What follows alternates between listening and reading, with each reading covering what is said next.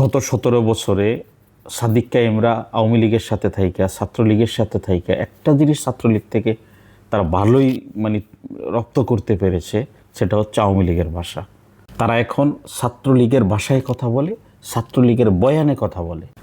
সাদিক কায়েম রাজনৈতিক সমস্ত শিষ্টাচার ছাড়িয়ে গেছে, অথচ বিগত 17 বছর ছাত্রলীগের লঙ্গির তলে ছিল।